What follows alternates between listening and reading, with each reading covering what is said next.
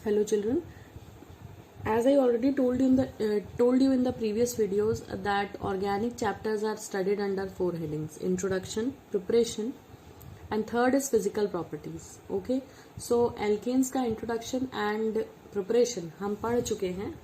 So the third topic on alkanes is physical properties of alkanes. Physical properties क्या होती है? मैंने आपको introduction में बताया था वो properties जिनको आप देख सकते हैं, मतलब ऑब्जर्व कर सकते हैं और मेजर कर सकते हैं, नाप सकते हैं किसी न किसी पैरामीटर से, उसे फिजिकल प्रॉपर्टी कहते हैं. फिजिकल प्रॉपर्टीज में जनरली हम फिजिकल स्टेट की बात करते हैं. फिजिकल स्टेट का मतलब है कि वो सॉलिड, लिक्विड, गैस के स्टेट ऑफ मैटर में एग्जिस्ट करेंगे. उनका बॉइलिंग पॉइंट कैसा होगा, कम या ज्यादा. Same for melting point. Solubility मतलब पोलर सॉल्वेंट्स में घुलेंगे या नॉन पोलर सॉल्वेंट्स में. और फिर डेंसिटी. ये कुछ कॉमन फिजिकल प्रॉपर्टीज हैं जिन्हें आप बाहर से ऑब्जर्व कर सकते हैं. जैसे स्टेट को आप देख सकते हैं कि चीज जो है वो सॉलिड है, लिक्विड है या गैस है, तो वो ऑब्जर्वेबल प्रॉपर्टी है जिसे आप आंखों से देख सकते हैं, ऑब्जर्व कर सकते हैं. और मेल्टिंग, बॉइलिंग पॉइंट, ये सारी मेजरेबल प्रॉपर्टीज हैं, आप इन्हें नाप सकते हैं.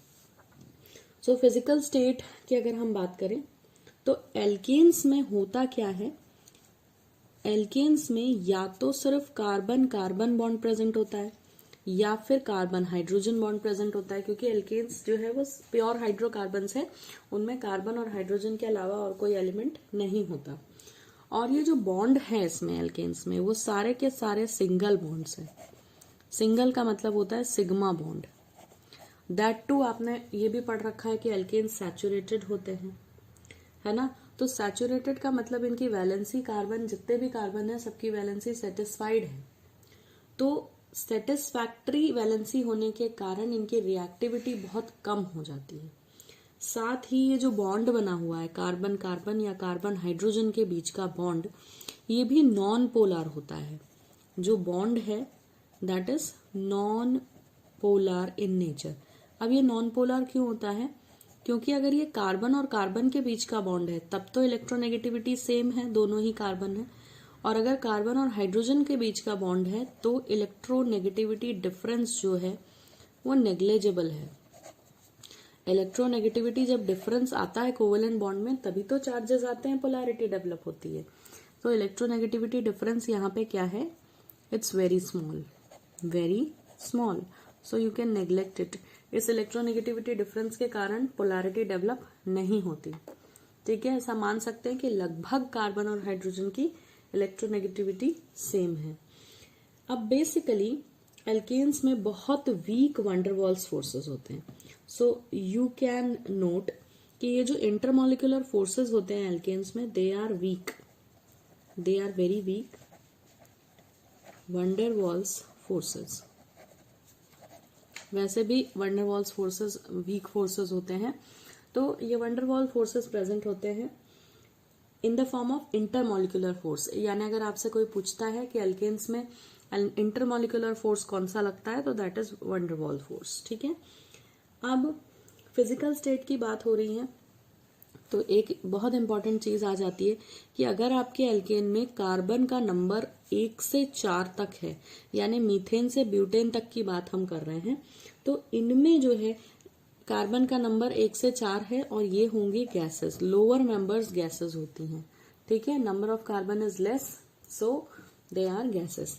दूसरा, अगर हम देखें कि इनसे अगले 13 कंपाउंड्स एल्केन के, यानी जिनमें कार्बन का नंबर 5, पेंटेन से लेकर के कार्बन का नंबर 17 तक, ठीक है, अगले कितने 13 मेंबर्स, C4 के बाद अगले 13 मेंबर्स जो हैं वो लिक्विड्स होते हैं. ठीक है, वो लिक्विड्स होते हैं. यानी देखिए नंबर ऑफ कार्बन बढ़ने के साथ साथ डेंसिटी बढ़ती जा रही है. ठीक है, और 17 नंबर से जहां पर कार्बन ज्यादा होता है, मोर देन 17 कार्बन जैसे ही होते हैं ये सॉलिडिफिकेशन चालू हो जाता है. और जो मेंबर्स होते हैं वो सॉलिड्स होते हैं, हायर मेंबर्स. हायर मेंबर्स का मतलब होता है जिनमें ज्यादा नंबर ऑफ कार्बन. ठीक है, तो हायर मेंबर बोले तो उसका मतलब होता है having more number of carbon. Lower members बोले तो having less number of carbon. ये सिंपल सी टर्मिनोलॉजी है जो यहाँ यूज होती है। तो ये हो गई फिजिकल स्टेट की बात। Now the second physical property of alkene is the boiling point. अब बॉइलिंग पॉइंट क्या होता है? बॉइलिंग पॉइंट की जनरल डेफिनेशन हम सबको पता है, इट इज द पॉइंट और it is the temperature above room temperature at which anything starts boiling. ठीक है, रूम टेम्परेचर के ऊपर वो कोई भी टेम्परेचर जिस पर कोई भी दी हुई चीज बॉईल होने लगती है। बॉईल होने का मतलब क्या है? लिक्विड से वेपर स्टेट में चली जाए। ठीक है, तो बॉइलिंग पॉइंट कहलाएगा वो टेम्परेचर। तो जो एल्केन्स होते हैं इनका बॉइलिंग पॉइंट जनरली लो होता है। We are talking as a whole about all the alkanes. Alkanes have generally low boiling point. ठीक है, अब जो बॉइलिंग पॉइंट है, सिंपल सी बात है, ये बॉइलिंग पॉइंट भी बढ़ता है with increase in number of carbon atom. यानी कि अगर छोटा एल्केन है 1 2 3 4 कार्बन वाला तो उसका बॉइलिंग पॉइंट कम होगा, और जैसे जैसे नंबर ऑफ कार्बन बढ़ते जाएंगे वैसे वैसे बॉइलिंग पॉइंट बढ़ता जाएगा। अब इसके पीछे लॉजिक क्या है, समझेंगे कैसे? जितने ज्यादा कार्बन और हाइड्रोजन होंगे उतनी ज्यादा बॉन्डिंग होगी मॉलिक्यूल के अंदर, और जितने ज्यादा बॉन्ड होंगे आपको बॉईल करने के लिए उस चीज के बॉन्ड्स उतने ज्यादा तोड़ने पड़ेंगे, और जो मॉलिक्यूल जितना छोटा है उसमें उतनी कम बॉन्डिंग हुई है तो आपको कम देर लगेगी बॉन्ड्स तोड़ने के लिए, इसलिए बॉइलिंग पॉइंट कम होगा। सो सिंपल सा स्टेटमेंट है। अगर आप एन एल्केन्स की बात करते हैं, एन एल्केन क्या होते हैं? स्ट्रेट चेन वाले। स्ट्रेट चेन में आप कुछ भी ले लें, ब्रांचिंग की बात अभी नहीं हो रही है। We are talking about n alkane. N alkane मतलब सारे कार्बन एक लाइन में लिखे होने चाहिए। नॉर्मल एल्केन्स की बात हो रही है। एन मतलब नॉर्मल, जो स्ट्रेट चेन के फॉर्म में होते हैं। सो एन एल्केन्स का जो बॉइलिंग पॉइंट है वो इंक्रीज होता है, it increases with increase in the number of carbon atom. It increases with increase in the number of carbon atoms. Carbon atoms बढ़ने के साथ साथ बॉइलिंग पॉइंट बढ़ जाता है। मैंने आपको अभी समझाया कि क्यों बढ़ जाता है, बॉन्डिंग बढ़ जाती है क्योंकि। ठीक है, अब दूसरी एक चीज जो कि क्यों ऐसा होता होगा, एक तो बॉन्ड ज्यादा हो जाते हैं तो बॉन्ड तोड़ने के लिए ज्यादा एनर्जी चाहिए, इसलिए बॉइलिंग पॉइंट बढ़ा। दूसरी बात क्या होती है, नंबर ऑफ कार्बन बढ़ने के साथ साथ मॉलिक्यूलर मास बढ़ने लगता है और मॉलिक्यूल का साइज भी बड़ा हो जाता है। सो इससे क्या होता है, मैग्नीट्यूड, ये जो वंडरवॉल फोर्सेस की बात की थी कि अल्केन्स में वंडरवॉल फोर्सेस प्रेजेंट होते हैं, ये वंडरवॉल फोर्सेस का मैग्नीट्यूड भी बढ़ जाता है, जिसके कारण बॉइलिंग पॉइंट भी बढ़ता है। बेसिकली यहां से एक बहुत इंपॉर्टेंट क्वेश्चन आता है, मैं आपको वो क्वेश्चन बता देती हूँ। ये तो जनरल बात थी जो आपको समझ आ गई होगी, it was very easy to understand. अगर हम आइसोमेरिक, हमने एन एल्केन की बात कर ली, now we will talk about isomeric alkanes. सबने आइसोमेरिज्म पढ़ा हुआ है ना, मॉलिक्यूलर फॉर्मूला सेम लेकिन पैटर्न अलग है लिखने का। तो स्ट्रक्चरल आइसोमर्स की अगर बात कर ले, अभी बताती हूँ मैं आपको। आइसोमेरिक एल्केन्स की बात करें, जैसे मैं एक फॉर्मूला ले लेती हूँ, मॉलिक्यूलर फॉर्मूला है C5H12। अब C5H12 मॉलिक्यूलर फॉर्मूले के साथ आप पेंटेन, ये पेंटेन है, पेंटेन के 3 आइसोमर्स लिख सकते हैं। कितने लिख सकते हैं? 3। हमने 10th में भी पढ़ रखे हैं। ठीक है, पहला आइसोमर है कि आप ये 5 कार्बन एक स्ट्रेट लाइन में लिख दें ऐसे, ठीक, और इन पर जितने हाइड्रोजन रिक्वायर्ड हैं वो दे दें, तो कॉर्नर पे 3 हो जाते हैं और बीच में सब पे 2। अब आप काउंट कर लो, 5 कार्बन है और उन पर 12 हाइड्रोजन है। तो ये जब सारे कार्बन स्ट्रेट चेन में लगे होते हैं तो इसे एन एल्केन कहते हैं, और एल के पार्ट में 5 कार्बन है इसलिए इसे कह सकते हैं एन पेंटेन। ठीक है, दिस इज एन पेंटेन। ये एन पेंटेन एक एन एल्केन है, यानी सारे कार्बन स्ट्रेट चेन में।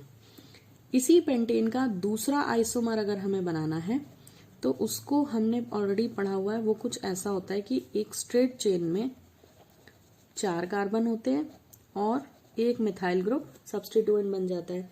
इसका नाम होता है 2 मिथाइल ब्यूटेन, IUPAC में।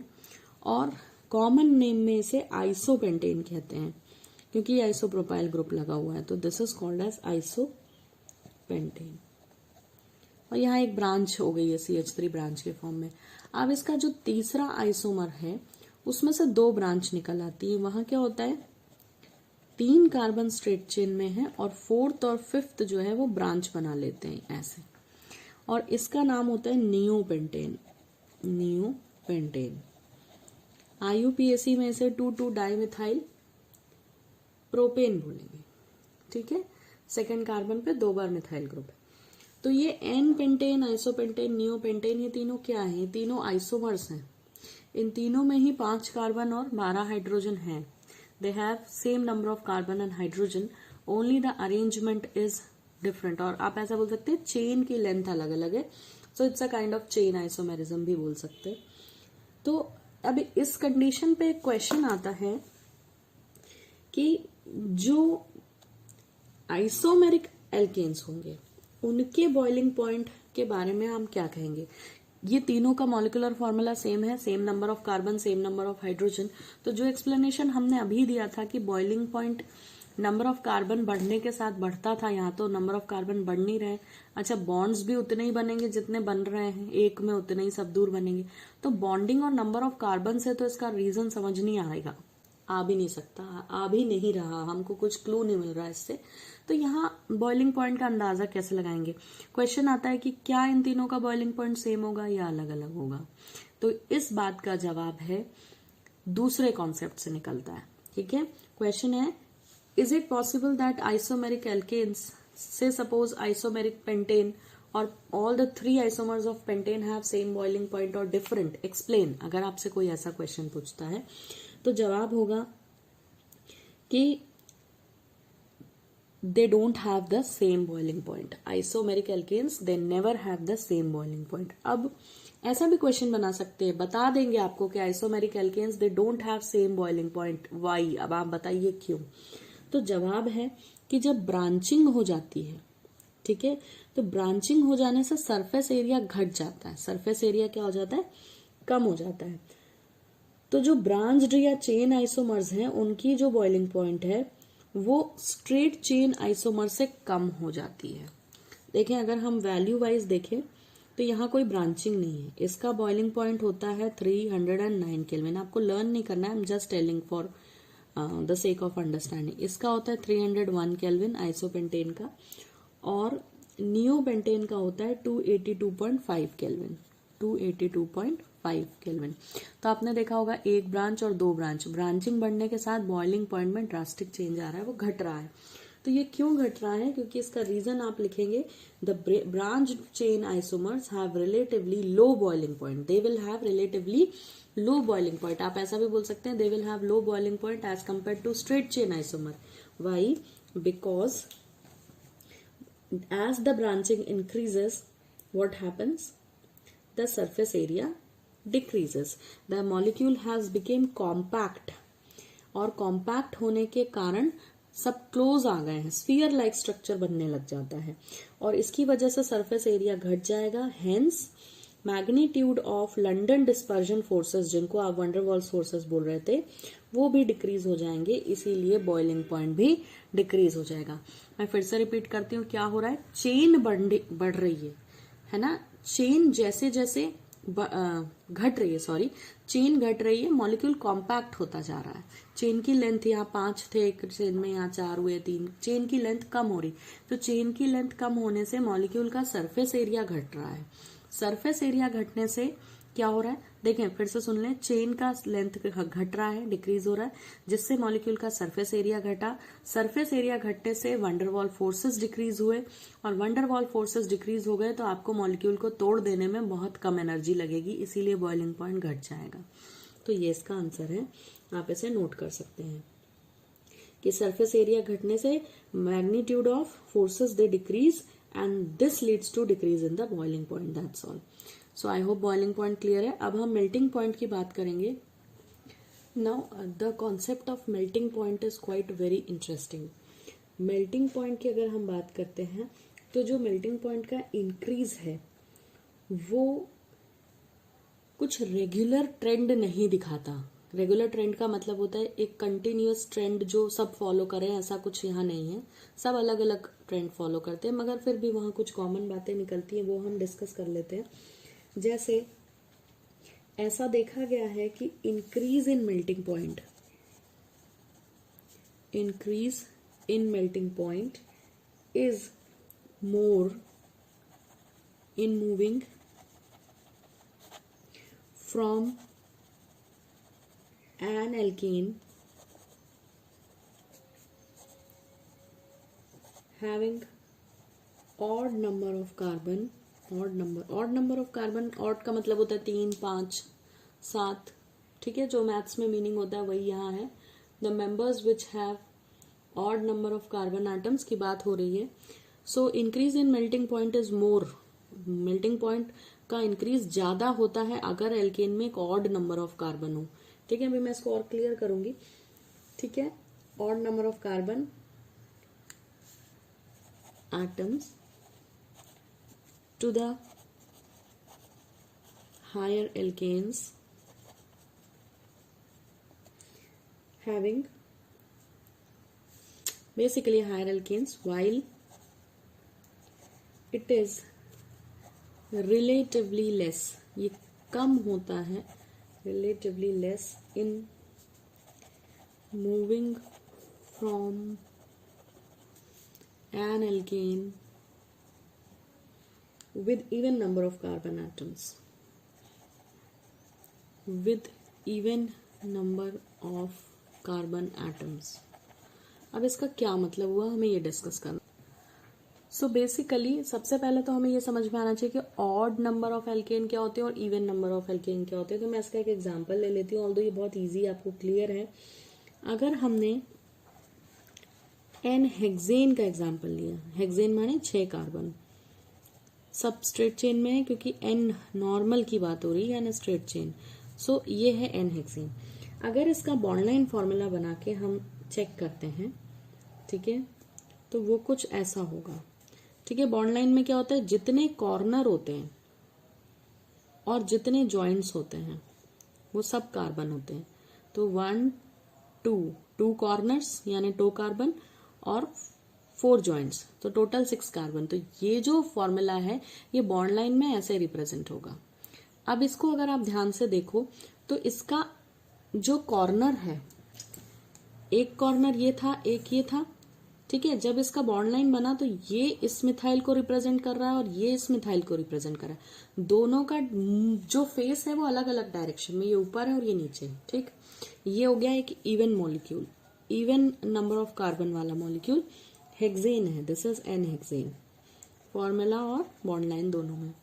अब हम एक ऑड नंबर वाला ले लेते हैं, तो ऑड नंबर में मैं ले लेती हूँ 7 कार्बन मॉलिक्यूल और दैट इज हेप्टेन, 6 and 7।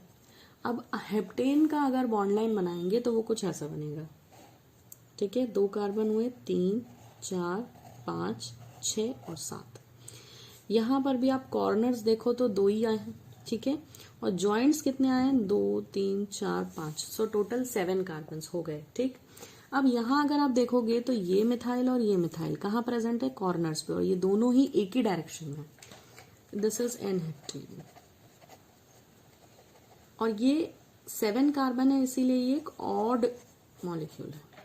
अब आपको इवन और ऑड का मतलब समझ में आ गया। इवन का मतलब है 2, 4, 6, 8, 10 कार्बन वाले जो है एल्केन्स, और ऑड का मतलब है 3, 5, 1, 3, 5, 7, जो भी समझ ले।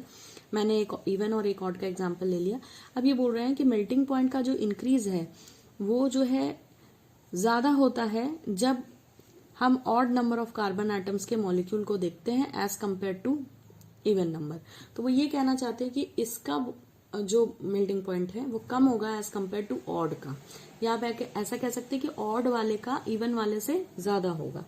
अब ऐसा क्यों होता है, इसका रीजन है कि जो alkanes odd number of carbon atoms रखते हैं they are more unsymmetrical, they are more unsymmetrical. यहाँ सिमेट्री नहीं है, जब ये लैटिस बनाएंगे, लैटिस का मतलब ये होता है कि ऐसे बहुत सारे मॉलिक्यूल्स होंगे, वो कॉम्पैक्टली पैक्ड हो जाएंगे आपस में, तो उसे लैटिस कहते हैं।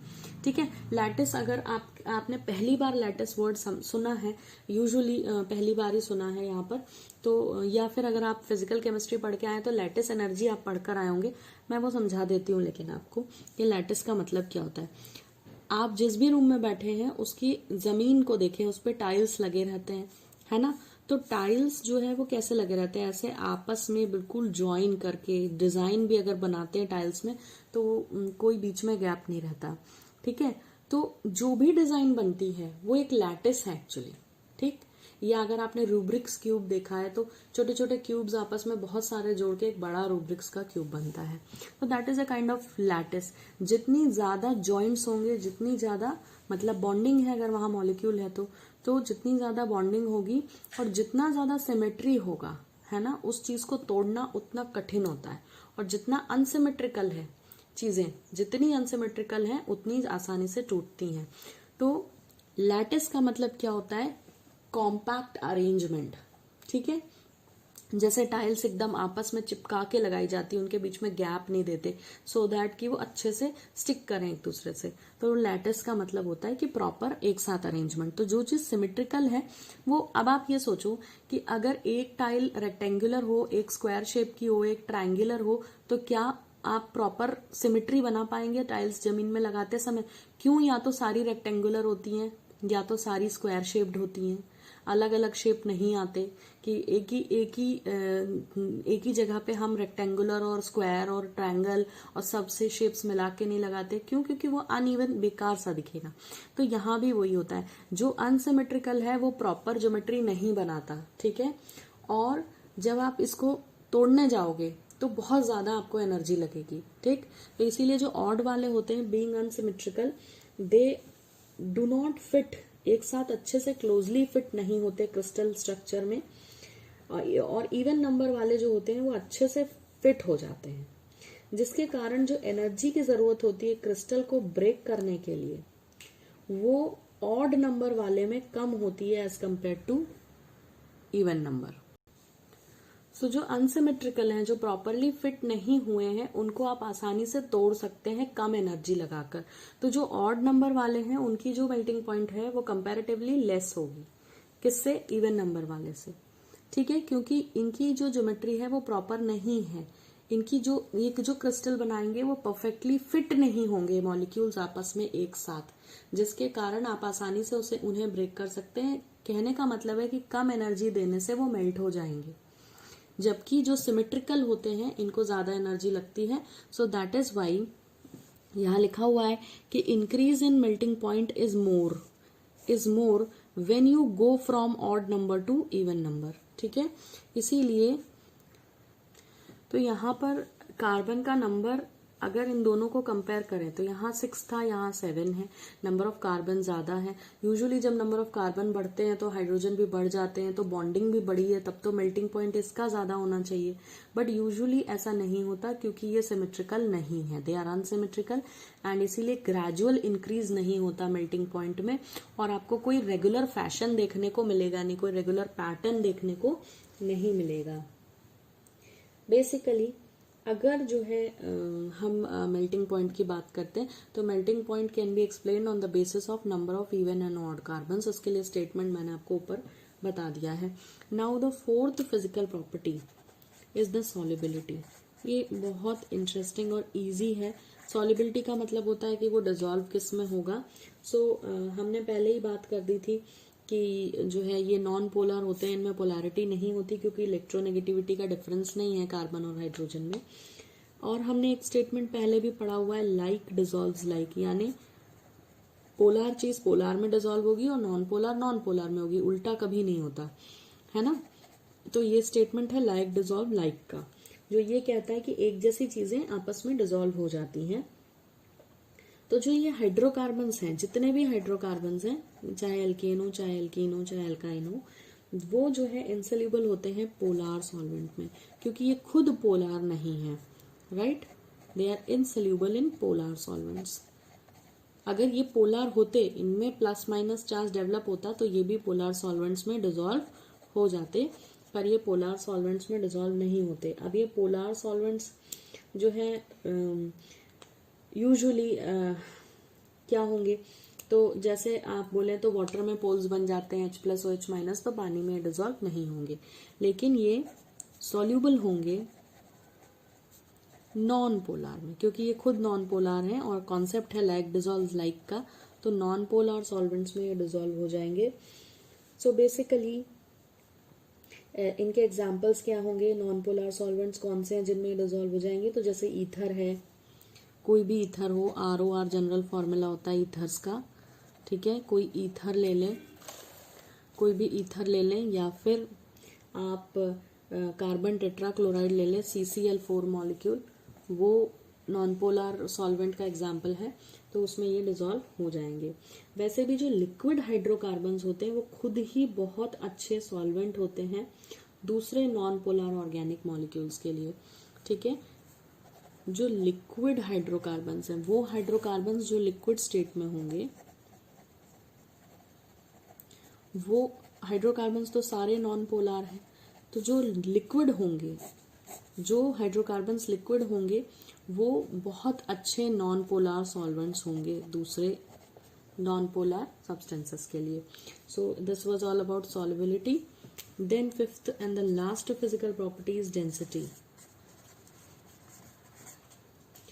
सो the density of alkanes it increases with increasing molecular mass, ठीक है। यूजुअली डेंसिटी किसी भी चीज की हो वो बढ़ती है मॉलिक्यूलर मास बढ़ने के साथ साथ। So you may write that the density of alkenes it increases with increasing molecular mass, बढ़ते हुए मॉलिक्यूलर मास के साथ डेंसिटी बढ़ जाती है, और लेकिन वो थोड़े समय बाद कांस्टेंट हो जाती है, and at about 0.8 gram centimetre cube inverse वो कांस्टेंट हो जाती है। इसका मतलब ये है कि सबकी डेंसिटी इससे कम होती है, जो वैल्यू मैंने बोली, तो आप ऐसा बोल सकते हैं कि जितने भी एल्केन्स हैं वो पानी से लाइट होंगे, क्योंकि पानी से डेंसिटी कम है सारे एल्केन्स की, तो एल्केन कोई भी हो पानी से हल्का होगा, लेस डेंस होगा। So this was all about the physical properties of alkanes. Now from the next video we will start with the chemical properties of alkanes, which are very important, so keep watching. Thank you.